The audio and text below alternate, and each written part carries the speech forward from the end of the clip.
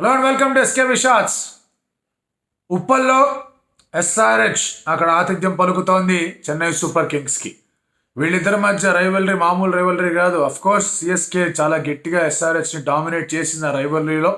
But ఈసారి సమీకరణాలు కొంచెం తేడాగానే ఉన్నాయి. చూద్దాం ఎలా ఉండబోతోంది ఈ మ్యాచ్, ఈ కాంటెస్ట్ అనేది. సో బలగాలు అండ్ అలాగే కీ బ్యాటిల్స్ గురించి లెట్స్ గెట్ స్టార్టెడ్.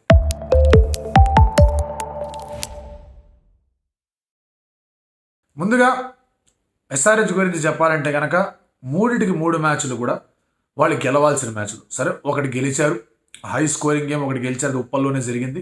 బట్ కోల్కతాలో మ్యాచ్ కానివ్వండి అండ్ అలాగే గుజరాత్లో మ్యాచ్ కానివ్వండి, they should have one those matches. అది తలుచుకుంటున్నప్పుడల్లా కూడా ఎస్ఆర్హెచ్ కొంచెం గెలిచుండాల్సిందే అని ఒక చిన్న ఫీలింగ్ అనేది ఉంటుంది. ఎస్పెషలీ మీరు లాస్ట్ టైం ఒక టాక్టికల్ ఎర్రర్ ఏదైతే జరిగిందో మయాంక్ మార్కండేకి బాల్ ఇచ్చి అటువంటి సమయంలో దాని నుంచి ఇంకొంచెం బెటర్గా ప్లానింగ్ ఎగ్జిక్యూషన్ ఉండాలి అని చెప్పేసి ఎస్ఆర్హెచ్ అనుకుంటూ ఉంటుంది. దానికి తోడు సిఎస్కేలో కాస్త లెఫ్ట్ హ్యాండర్లు కూడా ఉన్నారు. ఇదేమో కొంచెం భారీగా రన్ ఇచ్చే పిచ్లాగే కనిపిస్తోంది. So it makes all the more sense that సుందర్ని ఇంక్లూడ్ చేయాలి. సుందర్ బ్యాటింగ్లో ఎక్కడ ఆడతాడు అనేది ఒక క్వశ్చన్ రావచ్చు. అతను పైన కింద ఎక్కడన్నా ఫ్లోట్ చేసి ఆడించచ్చేమో, కానీ ఒక లెఫ్ట్ హ్యాండర్గా ఒక ఆఫ్ స్పిన్నర్ ఎదుర్కోవడానికి అండ్ సుందర్ లాంటి ఆప్షన్ ఉంటే కనుక డెఫినెట్లీ జనాలు ఆలోచిస్తారు. అక్కడ లెఫ్ట్ హ్యాండర్లో చాలామంది ఉన్నారు సిఎస్కేలో. సో దానివల్ల ఏమవుతుందంటే Sundar can be a very good option అనిపిస్తాం. దానికి తోడు సమద్ లాస్ట్ గేమ్లో బాగా, బట్ వాళ్ళకి ఇంకొంచెం బ్యాలెన్స్ యాడ్ చేయాలంటే నితీష్ కుమార్ రెడ్డిని ఎక్కడో ఒకటి తీసుకొని రావాలి. సో ప్రాబబ్లీ మయాంక్ అగర్వాల్కి ఇక చాలని చెప్తారా ఈ మ్యాచ్లో, will they get Nitish Kumar Reddy అనేది ఒక ఆలోచన ఉంటుంది. ఎందుకు ఈ మాట అంటున్నానంటే కనుక Mayank Agarwal is a class player, అందులో డౌట్ లేదు. కానీ ఒకే కైండ్ ఆఫ్ డెలివరీస్కి అతను అవుట్ అయిపోతూ ఉండడం అనేది అది టీంకి అతనికి మంచిది కాదు. పైగా యూనిట్ ఎక్స్ప్లోజివ్ స్టార్టర్స్ అండ్ అలాగే మంచి 6 హిట్టింగ్ అబిలిటీ ఉన్న ప్లేయర్ డౌన్ ది ఆర్డర్ కూడా రావాలి. మిడిల్ ఆర్డర్లో మీరు అబ్జర్వ్ చేస్తే కనుక మీకు మాకరం క్లాస్ అయిన తర్వాత కౌన్ హే ఆద్మీ అనేసరికి ఎవరు మాట్లాడలేకపోతున్నారు. ట్రావిస్ హెడ్ స్టార్టింగ్లో కొడుతున్నాడు, అభిషేక్ శర్మ కొడుతున్నాడు, క్లాసన్ కొడుతున్నాడు. మార్క్రమ్ ఒక మ్యాచ్లో బాగా లాస్ట్ మ్యాచ్లో సరిగా ఆడకపోయేసరికి మార్క్రమ్ ఏమో ఆడుతున్నారు, రిప్లేస్ చేయండి అని మాట్లాడుతున్నారు. Markram is a fantastic player. Last గేమ్లో ఆ పిచ్ అలా ఉండడం, అతను కూడా కాస్త స్లో అయ్యాడు, కానీ he is a very good player. I think he'll be given 1 more chance. And జెన్యున్గా కూడా అప్పుడు అక్కడ మీకు అటు సైడ్ చూసుకున్నా సరే Fizz might not be there, but ఒకవేళ దీపక్ చర్ ఆడినా లేదంటే పత్తిరాణా వచ్చి ఆడినా, మిడిల్ ఓవర్స్లో మీరు ఇంకేదైనా తుషార్ దేశపాండే చేత బౌలింగ్ వేయించినా, he's a terrific batter in the middle overs aid in Markram. So ఆ తర్వాత మీకు ఒక ఇండియన్ పించ్ హిట్టర్ కూడా ఉంటే బాగా హెల్ప్ అవుతుంది. So Nitish and Samad being there is a big boost అనేది నా ఫీలింగ్. ఆ తర్వాత ఎలాగో మీకు సుందర్ ఉన్నాడు, షాబాజ్ ఉన్నాడు, అండ్ కమిన్స్ కూడా ఇప్పటిదాకా బ్యాట్తో పని చెప్పలేదు, కానీ కమిన్స్ కెన్ బ్యాట్. భువీ అవసరం అంటే భువీ కూడా బ్యాటింగ్ చేయగలడు. అండ్ మార్కండేతో వేయించాలా లేదంటే కనుక జతవేత్ సుబ్రహ్మణ్యాన్ని తీసుకొని రావాలనే ఆలోచన కూడా ఉంది. మార్కండే సరే ఎస్ బోల్డ్ వెల్ కాదనట్లేదు, బట్ జతవేత్ సుబ్రహ్మణ్యం గురించి మాట్లాడాలంటే లక్ష్మణ్ శివరామకృష్ణ అతనికి ట్రైనింగ్ అనేది ఇచ్చారు. And course Chennai Super Kings కూడా అతను తీసుకుందాం అనుకున్నారు. Somehow it did not work out for them. But అతను చాలా మంచి బౌలర్, అతను మంచి లెగ్ స్పిన్ అదంతా కూడా ఉంది. సో ఈ క్యాన్ బి ట్రైడ్ ఒక సర్ప్రైజ్ ఎలిమెంట్గా. లేదు ఇలాగే కంటిన్యూ చేద్దాం అంటే కనుక అది కూడా పర్వాలేదు. సో ఓవరాల్గా మీరు అబ్జర్వ్ చేసుకుంటే కనుక ఎస్ఆర్హెచ్ మళ్ళీ వాళ్ళ పేస్ బౌలింగ్ అటాక్ మీద ఎక్కువగా దృష్టి పెడుతూనే they'll be relying on Shahbaz and Sundar. Shahbaz can be a risky option, ఎందుకంటే మీకు ఇక్కడ రచిన్ రవీంద్ర ఉన్నాడు, శివం దూబే ఉన్నాడు, రవీంద్ర జడేజా ఉన్నాడు. సో అది కాస్త రిస్కీ ఆప్షన్ లాగా మారే అవకాశం కనిపిస్తోంది. So probably they'll be thinking on that, ఏం చేయాలి, ఇంకొక స్పిన్నర్ని ఏమైనా ఇంక్లూడ్ చేయాలా, లేదా షాబాజ్ని తక్కువ బౌలింగ్ వేయించి ఇంకెలాగైనా యూటిలైజ్ చేసుకోవాలి. ఇద్దరు రైట్ హ్యాండర్స్ ఉన్నప్పుడు, ఎస్పెషలీ ఒక రహానే ఒక డారెల్ మిచెల్ ఆడుతున్నప్పుడు, లేదా తొందరగా రచిన్ రవీంద్ర పడిపోయిన తర్వాత మిడిల్ ఓవర్స్ ఇద్దరు రైట్ హ్యాండర్స్ ఉన్నప్పుడు వేయించడం, ఇలాంటి ఒక ఆస్పెక్ట్ని ఆలోచించుకోవాలా అనేది ఒక థాట్ ప్రాసెస్ ఉంటుంది. It's all about getting the resources right.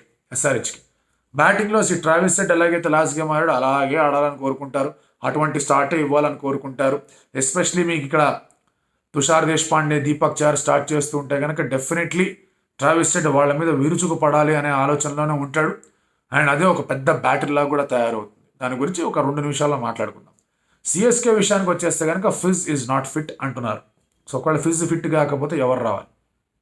Pathirana ఎలాగో ఉన్నాడు, ఫిజ్ ప్లేస్లో ఒక ఫారినర్గా తీక్షణాన్ని తీసుకొస్తాడు. బట్ తీక్షణ ఎంతవరకు బౌలింగ్లో ఉపయోగం అనేది ధోనికి రుతురాజు కూడా నమ్మకం లేదన్నట్టుగా కనిపిస్తోంది. Or will they strengthen the batting? సరే, ఒక ఇంపాక్ట్ ప్లేయర్గా మొయిన్ అలీని కూడా తెచ్చుకుందాం, మనకి ఏమైనా హెల్ప్ అవుతుంది అనుకుంటారా? These are the things that needs to be seen. ఎందుకంటే ఒక్కసారి ఫిజ్ లేనప్పుడు వాళ్ళ ఫాస్ట్ బౌలింగ్ అంతా కూడా కొంచెం ఏంటబ్బా ఇది అన్నట్టు కనిపిస్తుంది. సో అక్కడ ముఖేష్ ఉన్నాడు వాళ్ళకి. ముఖేష్ని తీసుకొని రావచ్చు, మంచి లెఫ్ట్ ఆర్మ్ బౌలర్, కాస్త స్వింగ్ కూడా తిప్పగలడు. అండ్ ఇటువంటి పిచ్ మీద ఆ బౌన్స్ అనేది ఉంటుంది కాబట్టి will be enjoying bowling. So అదొక ఆలోచన ఉంటుంది తీసుకొని రావడానికి. సో ముఖేష్ని తీసుకొస్తారా లేదా will they go with Theekshana? Santner option ఉంది కానీ మీకు ఇక్కడ ట్రావిస్ హెడ్, ఆ తర్వాత మీకు అభిషేక్ శర్మ, ఇద్దరికిద్దరు లెఫ్ట్ హ్యాండర్స్ ఉన్నారు. ఆ తర్వాత of course right hand batsmen ఉన్నారు కాదనట్లేదు, కానీ వీళ్ళిద్దరు లెఫ్ట్ హ్యాండర్స్ ఉన్నారు కాబట్టి Santner will be right option అనేది తెలియదు. బట్ చెన్నైకి వాళ్ళ స్పిన్ హ్యాస్ బీన్ కన్సర్న్. ఎందుకంటే ఇప్పటిదాకా నిజంగా స్పిన్ అనేది వాళ్ళకి సపోర్ట్గా రాలా. చాలా తక్కువ ఓవర్లు పడ్డాయి, పడిన దాంట్లో కూడా పెద్దగా వికెట్లు రాలా. సో స్పిన్ని ఏమన్నా ఇంక్లూడ్ చేయాలంటే తీక్షణాన్ని ఇంక్లూడ్ చేద్దాం అంటే అతను రన్స్కి బాగా వెళ్ళగాడు.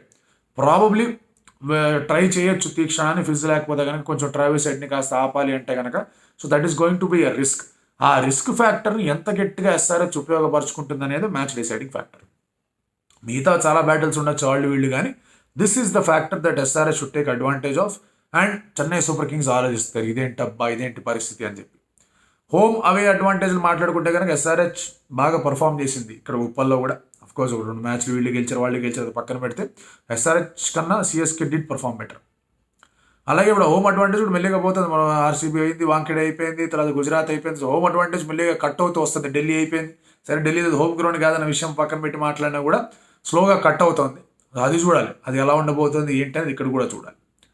సో ఇక్కడ ఇంకోటి సిఎస్కేకి ఉన్న సమస్య ఏంటంటే Ruturaj has not fired. Ruturaj fire అవ్వాలి వాళ్ళకి. రుతురాజ్ ఆడకపోతే కనుక they are completely reliant and Rachin Ravindra. Ravindra ఎప్పుడైతే లాస్ట్ మ్యాచ్ అవుట్ అయిపోయాడో వాళ్ళ ఇన్నింగ్స్ అనేది ముందుకు వెళ్ళలేకపోయింది. కొంచెం కష్టపడ్డారు, కొంచెం డాట్ బాల్స్ పడ్డాయి. ఆ తర్వాత they did come well, but మధ్య మధ్యలో వికెట్లు పడుతుంటే వాళ్ళకి ఇబ్బంది అవుతారు. అటు రచిన్ రవీంద్ర ఎంత బాగా, దుబే కూడా స్పిన్నర్లు అంతే బాగా కొట్టాడు. సో ఎస్ఆర్హెచ్ దగ్గర ఉన్న స్పిన్నర్లు అటు సుందర్ కావచ్చు, షాబాజ్ కావచ్చు, మయాంక్ / జతవేద్ / ఇంకెవరన్నా కావచ్చు. హసరంగా ఏదో అవైలబుల్గా ఉంటాడని మాట్లాడుతున్నారు. అతను రెడీగా ఉన్నాడా లేడా, మ్యాచ్ ఫిట్టా, మ్యాచ్ రెడీయా, అవైలబుల్లా, వచ్చాడా అనే డీటెయిల్స్ ఇంకా తెలియదు. సో అతను వస్తే ఇంకొంచెం కన్ఫ్యూజన్ ఉంటుంది, ఎవరిని ఆడించాలి ఎవరిని ఆడించకూడదు అని. అతను వచ్చాడంటే కనుక మోస్ట్ ప్రాబ్లీ మార్కర్ పక్కన ఉంటాడు. సో అదొక different story.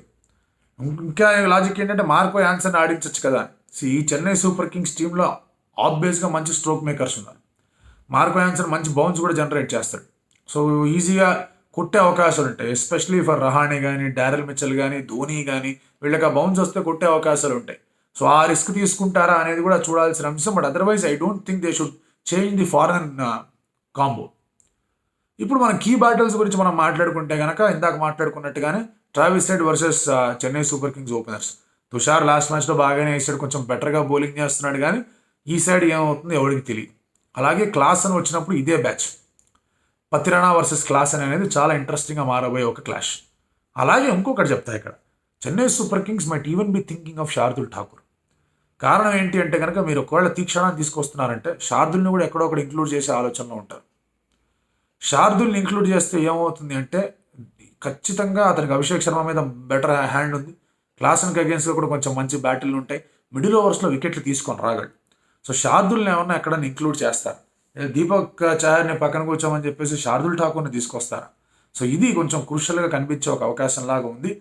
It is a good option to try. In fact వాళ్ళు తీక్షణ కాకుండా కూడా శార్దుల్ ఠాకూర్ని తీసుకొని రావచ్చు. అప్పుడు వాళ్ళు ఇంపాక్ట్ సబ్ తీసుకుని మోయిన్ అలీని తీసుకొని రావచ్చు, బ్యాటింగ్లో ఎక్కడొక్కడి కింద తీసుకొని రావచ్చు ఆడినైనా అని చెప్పి చెప్పడానికి. ఆ ఆప్షన్ వాళ్ళ దగ్గర తిరిగి ఉంది. So they should try such kind of options ఏమని అనిపిస్తోంది. And express space, extra bounce ఉందంటే బాగా రన్లకు వెళ్ళే ఛాన్స్ ఉంది. సో అది ఇరు జట్లు కూడా కొంచెం ఆలోచించుకుంటారు ఏ విధంగా వేయాలి. డెత్ బౌలింగ్ అనేది పెద్ద ఛాలెంజ్. ఇందాక మనం పతిరాణా క్లాస్ అని మాట్లాడుకున్నాం. భువి ఒకవేళ వేస్తే అది కూడా పెద్ద ఛాలెంజే. Bhuvi versus Dhoni got the better of Bhuvi and multiple occasions. Bhuvneshwar కుమార్ని నిజంగా కన్విన్సింగ్గా కొట్టిన ప్లేయర్లు ఎవరు అంటే ఇద్దరు ప్లేయర్లు చెప్పాలంటే Dhoni and Pant. So definitely ఆ బ్యాటిల్ కూడా ఒకవేళ ధోని వస్తే, అంటే విశాఖలో వచ్చాడు మరి హైదరాబాద్లో రాకపోతే మా తెలంగాణలో ఫీల్ అవుతారుగా, రావాలి మనం. సో ఒకవేళ వస్తే ఎట్లా ఉంటుంది ఏంటి అని చెప్పేసి కూడా ఆ ఒక బ్యాటిల్ ఆలోచన కూడా చాలా ఇంట్రెస్టింగ్గా ఉంటుంది. ఇంకోటి రవీంద్ర జడేజా వేస్తున్నప్పుడు మిడిల్ ఓవర్స్లో బ్యాటింగ్, ఎందుకంటే జడేజా చాలా క్రూషియల్ ఓవర్స్ వేస్తాడు.